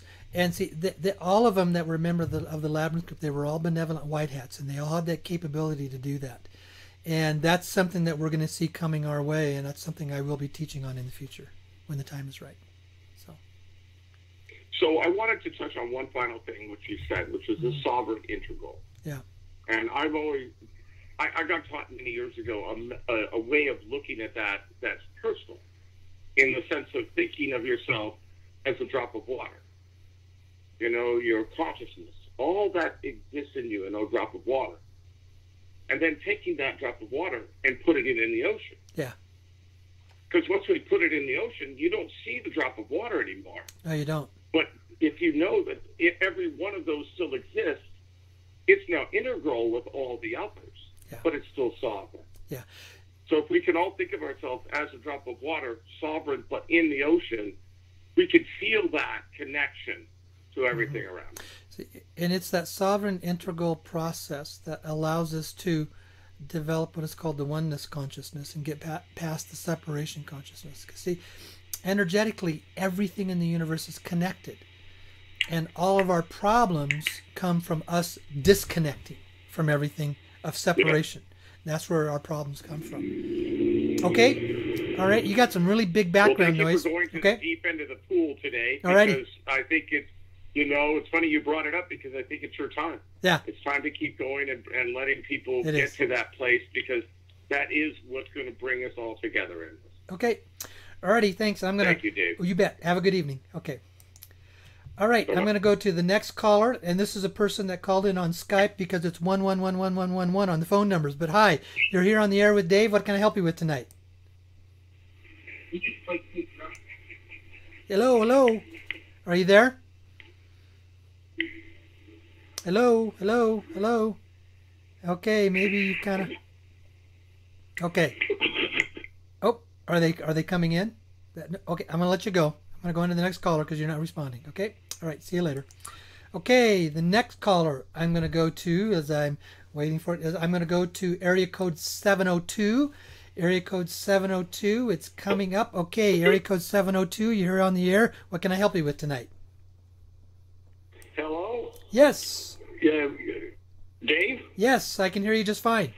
Yeah, hi. Hi, I just wanted to check that we had the right connection here. But We're good. Yeah, what I wanted to catch up on, to the extent that we could, I know it's going back to basics, but what, if anything, do you have as an update for the round one private placements? I touched on it a little bit last week, is that it was back to the news that we are waiting for some legislation or some commitment coming out of Congress that we're going to have some of the old laws changed so that we can receive the money in a safe manner. And I didn't mention this at the beginning of the program, but that Obama skinny bill had the language in it. And they were anticipating that bill was going to pass last Friday, and that they had the votes. The votes were tied at 50-50. The vice president came in to pass, the tie-breaking vote. And at the last minute, when it came time to the vote, Senator McCain flipped, and it killed the bill.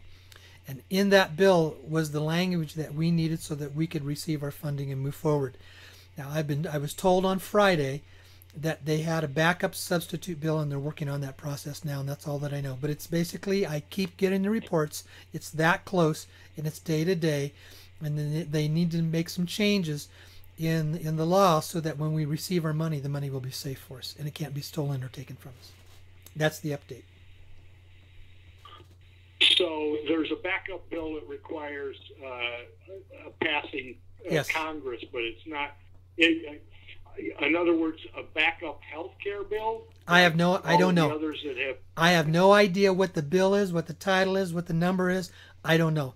I don't have time to go and do that research, and I don't take time to do that kind of stuff because there is nothing, until that bill passes, nothing, my understanding is nothing happens, and all my research doesn't make it happen any faster. So I put my time and my efforts into other stuff.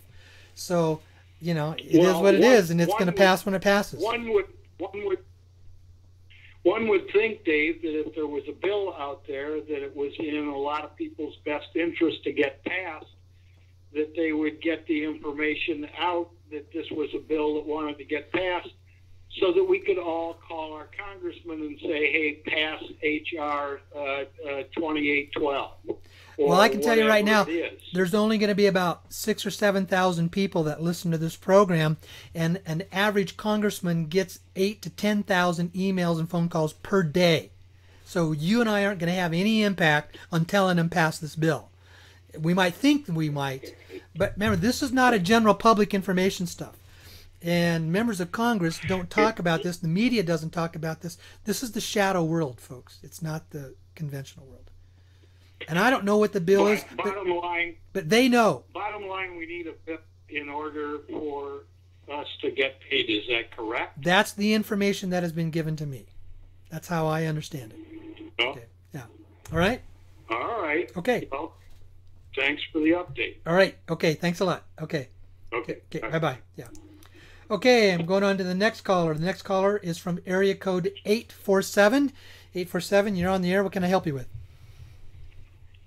Hey, Dave, this is Rich from Chicago. Hey, how you doing? Nice to talk to you again. And I know. Good, yes. Good. It was great to see you in Louisville. But yeah, just to add to your conversation with Jason and everything, I think everybody that has not been to a workshop needs to go and experience it firsthand, because you elaborate a lot more in detail about what you really shared tonight. And I can tell you firsthand, I can tell the audience firsthand that for me, each time I go, I learn more and more about myself and letting go of all the past stuff that I've had in my life. And one of the resources I've used is also the Gary Renard's book, but also too is I've listened to Abraham Hicks, and I've listened to her, and just a wonderful way of understanding that we're all energy beings, and allowing ourselves just to let all this stuff go and release, and learning how to manifest. And it's a process. It's some days are better than others, as we all have that, but it's certainly changed in the last 8 months. I've been to 5-year workshops. Wow. And, you're a groupie? I've really grown a completely different person than I am back then. I mean, I've still got some things to work on, like we all do, but certainly I'd like to just say to everybody, if you haven't been to a workshop, please go. It's great to be among common people who think similarly to one another, and that's all I wanted to add tonight. But thank you again for all your hard work and great efforts. Continue. Thanks, Rich. It's always nice to hear from you. Okay, have a good evening. Okay. You too. Bye. Okay. Bye. Okay, I'm going to the next caller, and that is from area code. Let's see. I got to wait for that computer to cycle on through. area code 510. 510, you're on the air. What can I help you with tonight? Yes. Hi, Dave. Can you hear me? I can hear you just fine. Yeah. Great. Well, I went to your workshop in Oakland. I really enjoyed it. And so I'm calling in tonight because every time you talk about staying in the love vibration, I just want to share this with you. I read auras, and I was reading the auras of someone who is an addict, and he had a lot of voices talking into his left ear. A lot of, I don't know if it was beings or if it was AI type stuff, but when I asked what's the remedy for this, what came was love. Yeah. The vibration of love. If this person could stay in that vibration, it was like bug spray for all of those beings that were around him. And they couldn't exist in the vibration of love. So I know that you're absolutely right on about that. I've seen it. And the other thing I wanted to say was you mentioned the DNA and having emotions and memories in the DNA. Been working with uncovering that as well. And I know that even our ancestral emotions are in our DNA. And I just wanted to offer something to the people listening, is that if you ever feel triggered by, like if you're watching a movie and all of a sudden it feels like something's coming over you, like familiar, a bad feeling or something, you can ask, well, first you can ask, is this mine? Because it might not be yours. It could be your ancestors, but regardless, you can use any kind of clearing like Ho'oponopono, forgiveness. You can explode it in your mind. There's different ways of clearing it. But just to clear that energy out, because somehow it's coming up for you to clear. Yes. And Yeah. Yeah. Good. Great. Because, the heart consciousness is basically another, synonym for the love consciousness that creates that energy. I get it. Yeah. You touched on it very well. So good. Anything else or any other questions tonight? I just wanted to thank you for all that you do, and I'm getting interested in Bitcoin. So great. Thank you so much. Thank you. Okay. Have a great evening. All right. Okay. Bye-bye. All right. Yeah. Bye-bye. Okay, let's go to the next caller in area code 508. So 508, you're on the air, and what can I help you with tonight? Oh, hi, Dave. Max Potential here in Massachusetts. Yes. Jason, if you're listening, I did get Blockchain Revolution, and right on the front cover of the flap, it says one of the things that you can do with blockchain technology in the future is if you want to know where the meat that you bought at the store came from, this is one of the applications of blockchain technology. Wow.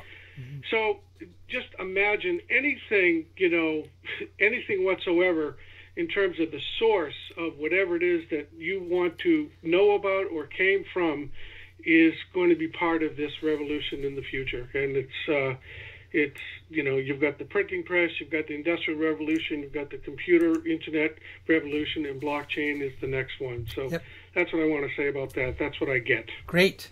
Good. Course in Miracles, been a student since 1987. So glad you brought up the Renard material and stuff tonight.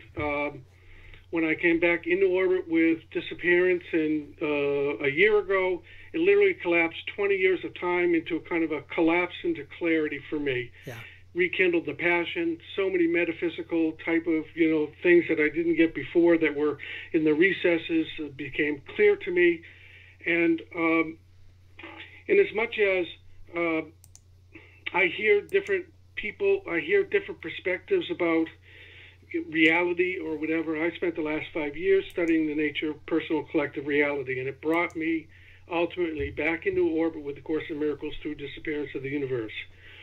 What I found is there's a lot of things that one can be distracted by that, although are very stimulating and no doubt informative, et cetera, the main focus for me as a person that asserts that A Course in Miracles is the truth, the truthful path, is that essential Ken Wapnick, Gary Bernard, A Course in Miracles material, and that is where the process of forgiveness, which is the basis of the atonement and the undoing, will most quickly, act in our favor. Sure. That's what I wanted to say about that. Well, you basically said what Gary said in his book is that if you read his book, you take about 20 years off of your understanding the course. If you start in the course by itself, it's precisely what happened. If you start into the course by yourself, it can be somewhat difficult to understand because it's pretty deep material. But once you read Gary's books, it all makes sense. It just totally helps it make sense. Well, and that's the purpose of his books. I've read PU 3 times. Yeah. I've read the other 2 books. I've pre-ordered the 4th. So, I'm going down with the ship. Yep, good. Okay, all righty. Just one other thing, and that is, I'm so glad you brought up this topic tonight. I'd like you to speak about it because, there's, what do you call it? The power of positive thinking. There's, conditioning, the subconscious mind. There's the law of attraction. All of these things for manifesting whatever it is that we can imagine in our life. And yet, just appears the universe is very clear that we are living a script for a movie that's already taken place. And so even if I want to study Napoleon Hill, that's part of the script. If I want to study, the teachings of Abraham, that's part of the script. It's already happened. So I just would like you to speak about that because, really just kind of hone this reality that we think that we're in now, where all these technologies and the board material and the Neruda tapes and all of that, it's really secondary to the fact that it's all a holographic illusion anyway. Yes. So go ahead and take it from there. It's clear to understand that the Course itself says that it's the only teaching out there that is pure non-dualistic, i.e. non-separation teaching. And it's not designed, to be turned into another church or religion or anything like that. It's a self-designed study course to help you basically undo all the things in your life that you need to undo. And because it comes from that pure non-dualistic position, it's going to teach you that is what it's going to do. It's also important to understand it says that there's lots of other great materials that are available. Fine, you can choose to do that.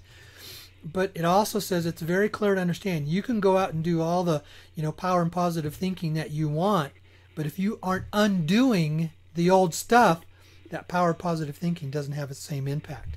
Those are what I call adjuncts to the basic foundation that comes out of the Course. And the Course says because it's not real. It's just a holographic illusion. Time is not real. We live in a world where the quantum world that makes up the things of what we call matter are just an illusion that comes from our minds, from our own quantum thoughts. And so it's important to realize that you don't attach to them. But what it comes back and it says, but yet we live in a world of form. This world seems to be very real. And that the world of form, its value is to teach us how to undo so we can grow. That's its purpose. So that everything that comes at us in our lives, when it says that we've already written the script, it's not that the script is down to the minute detail of, little tiny thing by tiny thing, but all your major stuff, you've already written that script before you incarnated. You already chose that you were going to go down this major path. And on that path, you are always giving opportunities to shift and forgive, i.e. to shift and change your perception. Are you going to stay in the old world of separation, the old world of judgment, or are you going to move into a position of heart consciousness? And that's the purpose of the world of form. And the script can appear to be that it's absolute solid, but it also in the script are junction points. And when you come to a junction point in your life, you may choose to take the left fork or the right fork. You've already predetermined both of those potential scripts based on those junction points and how your life will move based on which ones you go. At the end of the day, it's always about undoing the world and realizing the world isn't real, because down in the side, in our deep, deep essence of who we are as divine beings, this world is just a matrix. That's all that it is. Well, my final point, to quote the author, we are entirely too tolerant of mind wandering. With that, That's I true. bid you a good night. That's true. All right, thanks a lot. And folks, I just want you to know also, I commented about the world of the matrix. I've been able to become acquainted and developing a friendship with the woman who wrote the whole Matrix series. And it's really interesting, the conversations that I have with her and how all this stuff became inspired to her and stuff like that. And I'll share that on another program at some point in time. So, okay, so here we are. We now go on to, let's see. Did I just do 562? No, I didn't do 562. So now I'm going on to area code 562. So here we are at 562. You're on the air. And what can I help you with tonight? Hello? Yes. Hi, Dave. Yes. Oh, hey. This is Phil from Long Beach. Yes.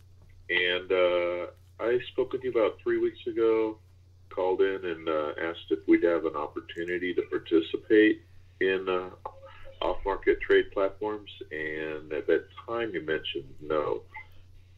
But tonight it sounded like we would be able to participate, but not directly, maybe? I don't recall saying no, that is an absolute no.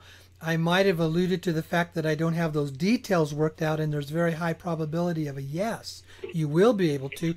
But what I referred to as a no is that you probably as an individual will not be able to go in and do that, but you can come in through me as an aggregator. So that's probably what that's probably what you might have understood when I said a no. You're going to have a lot of money to be able to go in as directly as your own individual.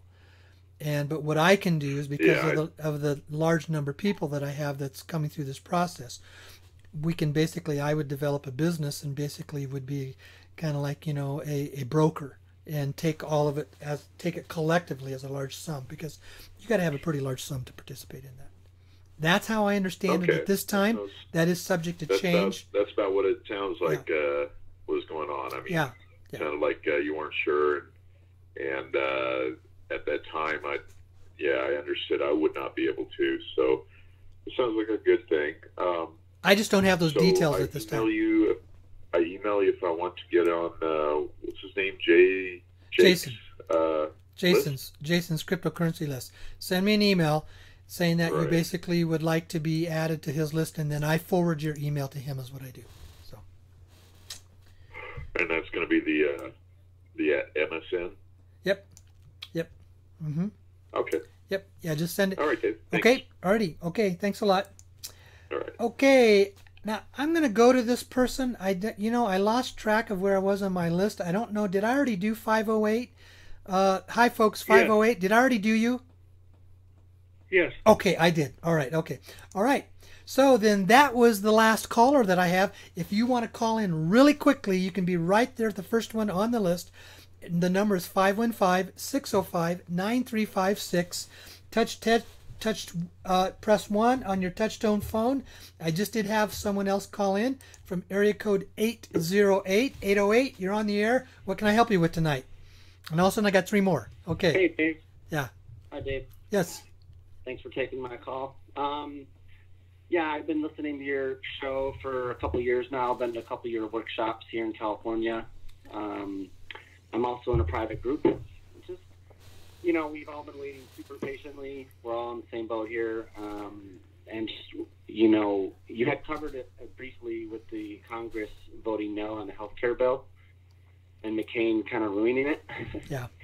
But can you go into a little bit more, anything else regarding where we're at in the process? There's another bill you said that might be in the works. I was told last Friday there was a backup bill that was ready to go in case this happened, and that's all that I know. I don't know its timing. I don't know its bill number. I don't know its title. All I know, that's what I was told, and I haven't had time to go to read the research on it.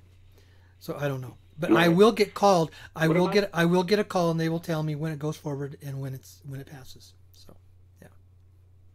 What about this bill that was signed by Trump this morning that the Russia sanctions? I have no idea. Like we're going backwards. I have no idea on that. I don't know. Yeah, there's this whole battle going on.